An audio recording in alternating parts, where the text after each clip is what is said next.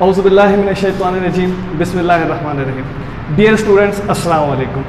उम्मीद करता हूँ आप तमाम स्टूडेंट्स खैरियत से होंगे। लास्ट जो हमारा लेक्चर था उसमें हमने basic structure of C language start किया था और सेकेंड ईयर के लिए वही लेक्चर था basic structure of C plus plus language. आज हम कंटिन्यू करेंगे उसी लेक्चर को। उस लेक्चर में हमने एक तो बेसिक स्ट्रक्चर भी देखा था और वेरिएबल की भी बात की थी।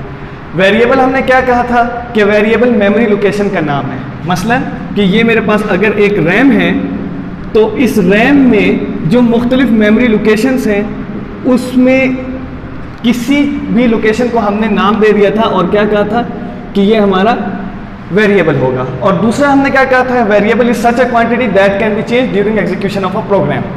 तो आज इसी को हम आगे कंटिन्यू करते हैं कि वेरिएबल होता क्या है। वेरिएबल होता क्या है ये तो हमने लास्ट में देख लिया था। अब इसी को कंटिन्यू करते हैं कि वेरिएबल हम बनाते कैसे हैं और कैसे वेरिएबल को हम डिक्लेयर करते हैं और कैसे उसको प्रोग्राम में यूज करेंगे। तो अगर हम सिंटैक्स की बात करें, हमारे पास वेरिएबल का सिंटैक्स क्या था।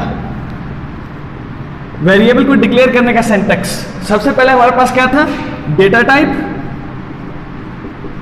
डेटा टाइप के बाद name of variable, data type और उसके बाद हमारे पास क्या चीज थी, नेम ऑफ वेरिएबल। अच्छा, यहां पर मैंने आपको बताया था कि जो डेटा टाइप होता है ये शो करता है कि किस किस्म का डेटा मैं अपने वेरिएबल में स्टोर करूंगा।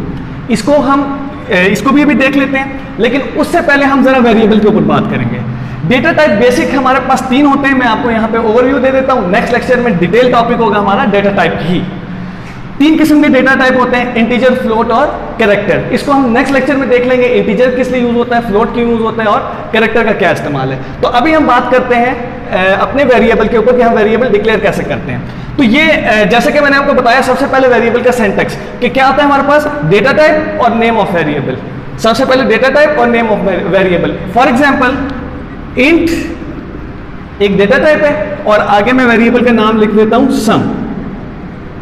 इंट ये हमारे पास क्या हो गई, डेटा टाइप हो गई और सम क्या हो गया, हमारा वेरिएबल। ठीक है, सम क्या हो गया, वेरिएबल। अच्छा, अब जो हमारे पास वेरिएबल होता है इसका नाम रखने के लिए कुछ रूल्स होते हैं। वेरिएबल का नाम रखने के लिए हमारे पास कुछ रूल्स होते हैं। उससे पहले मैं एक और बात बताऊं कि वेरिएबल की हमारे पास 2 स्टेटमेंट्स होती हैं। एक स्टेटमेंट होती है जिसमें हम वेरिएबल क्रिएट करते हैं। ये मैंने क्या किया, वेरिएबल क्रिएट। तो इसे क्या कहते हैं, डिक्लेरेशन स्टेटमेंट। इसे क्या कहा जाता है, डिक्लेरेशन स्टेटमेंट। जहां पर हम अपना वेरिएबल क्रिएट करें, जहां पर हम अपना वेरिएबल बनाएं, उसे कहा जाता है डिक्लेरेशन स्टेटमेंट। यहां पे हम क्या कहेंगे कि हमने क्या किया, हमने अपने वेरिएबल को डिक्लेयर किया। और वेरिएबल को डिक्लेयर करने का सिंटैक्स क्या होता है, data type, name of variable. सबसे पहले डेटा टाइप आएगी, उसके बाद नेम ऑफ वेरिएबल। यहां पे मेरी इंटीजर क्या है, डेटा टाइप है और सम क्या है, वेरिएबल का नाम। ठीक है, तो इसे क्या कहेंगे, जहां पे हमने अपना वेरिएबल क्रिएट किया, जहां पे हमने अपना वेरिएबल बनाया, डिक्लेरेशन, वेरिएबल डिक्लेरेशन या वेरिएबल डिक्लेरेशन स्टेटमेंट। इसके बाद जब भी हम अपने वेरिएबल को कोई वैल्यू देंगे, फॉर एग्जांपल यहां पे जो हमारा वेरिएबल सम है, मैं कहता हूं सम इज इक्वल टू 10। यहां पे मैंने कहा सम इज इक्वल टू 10। ठीक है, तो इसका क्या मतलब है, मैथमेटिकल फंक्शंस नहीं है ये हमारे अभी मैथमेटिकल फंक्शन नहीं कर रहे, ना ही ये मैथमेटिकल ऑपरेशन है। यहां पर हमने क्या कहना है कि जो हमारा वेरिएबल सम है, जो हमें पता है वेरिएबल एक मेमोरी लोकेशन थी। ठीक है, फॉर एग्जांपल ये मेरी रैम है, इस रैम की एक लोकेशन है जिसका नाम हमने रखा है सम। ठीक है, ये मैंने उसका नाम रखा है सम। तो मेरे पास रैम के अंदर जिस भी मेमोरी लोकेशन का नाम है सम, उसमें 10 रख दो, उस लोकेशन की वैल्यू 10 वहां पे प्लेस कर दो। ठीक है, मैथ में हम क्या कहते हैं कि सम 10 के बराबर है या सम की वैल्यू 10 है। ठीक है, यहां पे हमने क्या कहना है, 10 हमने वेरिएबल सम को असाइन कर दिया। जो भी हमारे पास ये नंबर है इसको लेफ्ट साइड पे लिखे हुए वेरिएबल को असाइन कर दो। ठीक है, असाइन का मतलब उसमें रख दो, सेव कर दो। रैम में क्या होगा कि जहां पर भी जिस वेरिएबल का हमारे पास जिस लोकेशन का नाम सम था वहां पे क्या रखा जाएगा, 10। अच्छा, तो इसको हमने क्या बोला, सबसे पहले जहां पे हम वेरिएबल क्रिएट करते हैं उसे हम क्या कहते हैं, वेरिएबल डिक्लेरेशन, और जहां पे वेरिएबल को वैल्यू असाइन की इसे कहते हैं असाइनमेंट या इनिशियलाइजेशन, कि हमने वेरिएबल को इनिशियलाइज कर दिया, वेरिएबल को कोई वैल्यू दे दी। अच्छा, ये तो हो गई वेरिएबल से रिलेटेड बात। अब पहले हम इसी टॉपिक को जो हमारा वेरिएबल का है इसी को हम आगे फर्दर कंटिन्यू करते हैं कि वेरिएबल का हम नाम रखेंगे कैसे, या वेरिएबल को डिक्लेयर करेंगे तो वेरिएबल नेम कैसे रखेंगे, क्या अपनी मर्जी से रखेंगे या कुछ रूल्स होंगे। तो मैं आपको बताता हूं, वेरिएबल डिक्लेयर करने के लिए हमारे पास कुछ रूल्स हैं। इसको आप एक दफा स्क्रीनशॉट लेना चाहें तो स्क्रीनशॉट ले लें ताकि मैं इसको मिटाऊं और फिर हम आगे कंटिन्यू करें।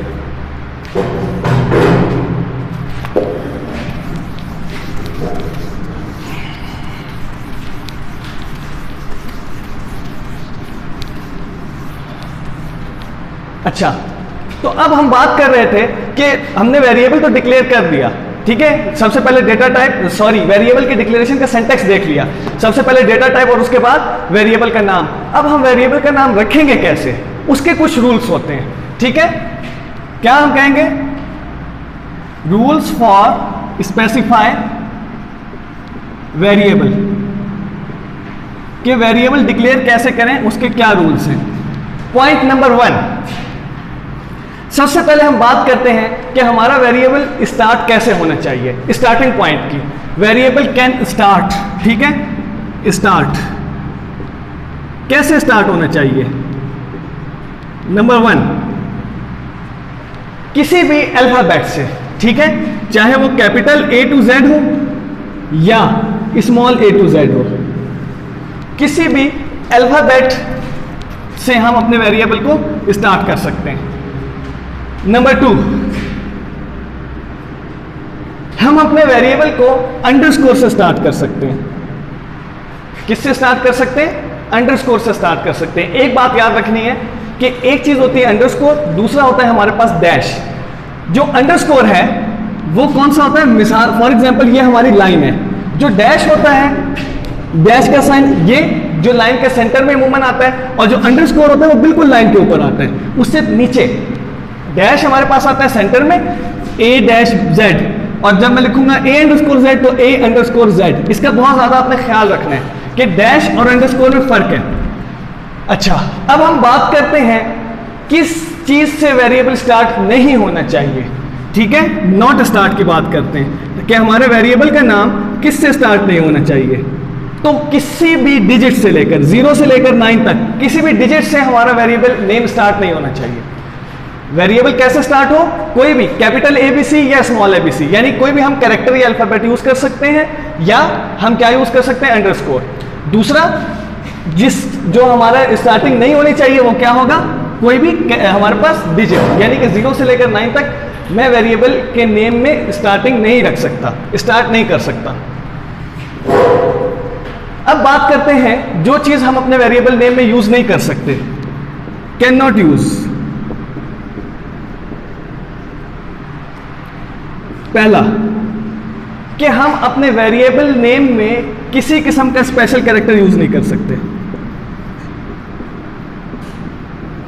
स्पेशल कैरेक्टर से मुराद hash, @ comma, full stop, dot, ये सारे के सारे हमारे पास स्पेशल कैरेक्टर्स होते हैं। नंबर 2, स्पेस यूज नहीं की जा सकती, ठीक है, स्पेस यूज नहीं की जा सकती। फॉर एग्जाम्पल, मैंने एक वेरिएबल डिक्लेयर करना है माई नेम, तो यहां पे क्या है, स्पेस, और हमने क्या भी पढ़ा कि space can not be used. तो हमने क्या करना है, ये वेरिएबल, इसको तो हम नाम डिक्लेयर नहीं कर सकते या इस नेम से वेरिएबल डिक्लेयर नहीं कर सकते, तो अब हम क्या कर सकते हैं, अगर स्पेस लगानी ही है तो क्या करेंगे, अंडरस्कोर, वहां पे क्या कर देंगे, अंडरस्कोर, ताकि स्पेस खत्म हो जाए और क्लियर भी हो जाए कि माई नेम, या इसको हम कंबाइन करके माई नेम ऐसे लिख सकते हैं। Space not allowed, special character not allowed, कहीं पर भी ओवरऑल हमारे वेरिएबल नेम में स्पेशल कैरेक्टर अलाउड नहीं है। अच्छा, यहां पे हमने एक और चीज आपको बता दूं कि स्टार्टिंग पॉइंट हमने कहा कि हम स्टार्ट के अंदर डिजिट्स नहीं यूज कर सकते, लेकिन बाद में डिजिट यूज कर सकते हैं। मैं वेरिएबल नेम रख सकता हूं A1, ठीक है, Ali 1 2 3, ये मैं नेम रख सकता हूं, लेकिन 1 2 3 एली 1A इस तरह का नाम नहीं रख सकता। अच्छा, पॉइंट नंबर 3 जो हम यूज नहीं कर सकते, reserve word. Reserve words use नहीं कर सकते। अब सवाल यह पैदा होता है कि रिजर्व वर्ड्स होते क्या हैं। किसी भी लैंग्वेज में, हम प्रोग्रामिंग की बात नहीं करते, जरा पहले रियल लाइफ से आते हैं। किसी भी लैंग्वेज में कुछ वर्ड्स ऐसे होते हैं जो किसी खास मकसद के लिए सिर्फ और सिर्फ उसी मकसद के लिए यूज किए जाते हैं, जो किसी खास मकसद के लिए बनाए जाते हैं, उसके अलावा वो किसी और मकसद के लिए यूज नहीं कर सकते। मिसाल देता हूं, इंग्लिश में हम अपने वालिद को क्या कहते हैं? फादर। ठीक है, आपने पॉइंट समझना है। इंग्लिश में हम अपने वालिद को क्या कहते हैं? फादर। इसी तरह इंग्लिश लैंग्वेज में हम अपने दोस्त को क्या कहेंगे? फ्रेंड।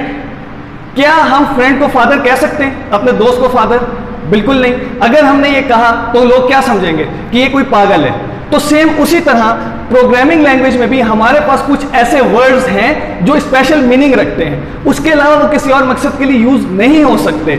ऐसे वर्ड्स को रिजर्व वर्ड्स या कीवर्ड्स भी कहा जाता है। ऐसे वर्ड्स जो प्रोग्रामिंग में प्री डिफाइंड मीनिंग रखें, यानी कि पहले से किसी चीज के लिए मुख्तस कर दिया जाए, पहले से उसको रिजर्व कर दिया जाए कि इस वर्ड ने यही काम करना है और कोई काम नहीं करना। ऐसे वर्ड्स को क्या कहते हैं? Reserve words. जैसे मैंने अभी एग्जांपल दी कि फादर का वर्ड सिर्फ वालिद के लिए मुख्तस किया गया, हम उसको और किसी के लिए यूज नहीं कर सकते। तो सेम प्रोग्रामिंग में ऐसे वर्ड्स जो हमारे पास रिजर्व वर्ड्स हैं वो हम अपने वेरिएबल नेम में यूज नहीं कर सकते क्योंकि उनके प्री डिफाइंड मीनिंग होते हैं।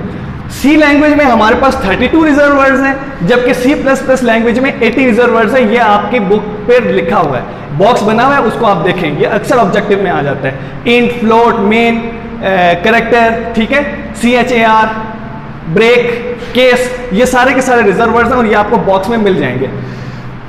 तो क्या हमें पता चला? हम स्पेशल कैरेक्टर यूज नहीं कर सकते अपने वेरिएबल नेम में, हम स्पेस यूज नहीं कर सकते, स्पेस आर नॉट अलाउड, और रिजर्व वर्ड्स का भी इस्तेमाल नहीं कर सकते। अच्छा, एक और बात, सी लैंग्वेज और C++ लैंग्वेज दोनों की दोनों केस सेंसिटिव लैंग्वेज है। केस सेंसिटिव का मतलब capital A is not equal to small a। हमारे लिए ये A है, हम इसको A बोलेंगे, लेकिन प्रोग्रामिंग के लिए ये दोनों अलग अलग कैरेक्टर्स हैं, दोनों अलग अलग चीजें हैं, एक चीज नहीं है। हमारे लिए ये A है, मैं इसको अली पढ़ूंगा और इसे भी अली पढ़ूंगा, लेकिन प्रोग्राम इन दोनों चीजों को अलग अलग ट्रीट करेगा, ये एक नहीं है प्रोग्राम के लिए। तो क्या बात पता चली? Capital A is not equal to small a। दोनों की दोनों लैंग्वेज, चाहे सी लैंग्वेज हो या C++ हो, क्या है? Case sensitive. तो इसका मतलब क्या हुआ कि sum is not equal to sum is not equal to sum. ये तीनों की तीनों अलग चीज हैं। यहां पे मैंने S कैपिटल, U और M स्मॉल लिखा, यहां पे मैंने S U M तीनों को कैपिटल लिखा, और यहां पे क्या किया? S कैपिटल, U स्मॉल और M कैपिटल। तो तीनों के तीनों अलग वेरिएबल नेम है, ठीक है। अच्छा, अब ये मैंने लिखा क्यों है? ये इस वजह से ताकि मैं आपको बताऊं कि हम सेम नेम से दो वेरिएबल डिक्लेयर नहीं कर सकते, ठीक है। मिसाल के तौर पे जैसे मैंने पहले भी लिखा था इंट a, अब मैं दोबारा नहीं लिख सकता इंट a, ये दोबारा नहीं लिख सकता। क्यों? क्योंकि मैंने वही नेम दोबारा यूज किया, तो ये गलत होगा, ये हमारे पास गलत होगा। हाँ, मैं यूं जरूर लिख सकता हूं इंट कैपिटल A। क्यों? हमें पता है a is not equal to small a, ठीक है, केस सेंसिटिव लैंग्वेज है। तो क्या पॉइंट हमें यहां समझ आया कि हम एक नाम के दो वेरिएबल डिक्लेयर नहीं कर सकते, और केस सेंसिटिव लैंग्वेज है तो मैं उसमें केस चेंज करके वेरिएबल डिक्लेयर कर सकता हूं। Sum is not equal to this sum and this sum not equal to this sum. इसके बाद हमारा जो वेरिएबल है उसका मैक्सिमम साइज 31 कैरेक्टर होता है, उसका मैक्सिमम साइज 31 कैरेक्टर होता है, यानी अप टू 31 कैरेक्टर हम इन रूल्स को फॉलो करके वेरिएबल नेम रख सकते हैं, अप टू 31 कैरेक्टर्स। अब यहां पे मैं आपको एक छोटी सी असाइनमेंट देता हूं। अब आपने मुझे एक बात बतानी है। फॉर एग्जांपल, मैं एक वेरिएबल डिक्लेयर करता हूं, दो वेरिएबल डिक्लेयर करता हूं जिसके पहले 31 कैरेक्टर दोनों वेरिएबल के सेम है, ठीक है। टोटल हमारा जो वेरिएबल का साइज है वो 34 कैरेक्टर्स का है। दो वेरिएबल डिक्लेयर किए 34 कैरेक्टर्स के, जिसमें पहले 31 कैरेक्टर सेम है और आखिरी 3 कैरेक्टर में चेंज कर देता हूं। पहले 31 कैरेक्टर सेम है दोनों वेरिएबल के, उसके बाद 1 2 3 और सेकंड में हमारे पास है 1 2 4। तो क्या हम ये डिक्लेयर कर सकते हैं या नहीं, ये आपने मुझे बताना है। अच्छा, थोड़ा सा इसकी हम प्रैक्टिस करते हैं। मैं कुछ वेरिएबल डिक्लेयर करता हूं। अली, हम वेरिएबल डिक्लेयर कर सकते हैं, बिल्कुल कर सकते हैं। स्टार्टिंग क्या है, कैरेक्टर से है, उसमें किसी किस्म की स्पेस नहीं है, कोई हमने स्पेशल कैरेक्टर यूज नहीं किया, कोई रिजर्व वर्ड यूज नहीं किया। नंबर 2, अली 1, क्या हम ये यूज कर सकते हैं? बिल्कुल यूज कर सकते हैं। स्टार्टिंग हमारी कैरेक्टर से है, कोई स्पेस नहीं है किसी किस्म का, यहां पर हमारे पास रिजर्व वर्ड नहीं है और कोई स्पेशल कैरेक्टर हमने यूज नहीं किया। अब मैं एक और वेरिएबल डिक्लेयर करता हूं,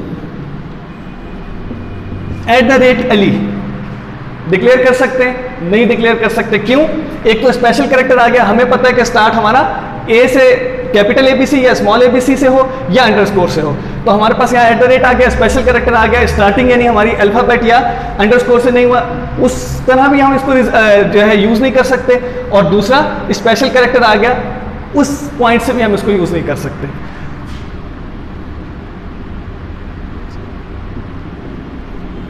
क्या ये रिजर्व कर सकते हैं? क्या ये मैं इस नाम से वेरिएबल डिक्लेयर कर सकता हूं? नहीं, ये भी डिक्लेयर नहीं होगा। क्यों? अली के बाद स्पेस आ गई।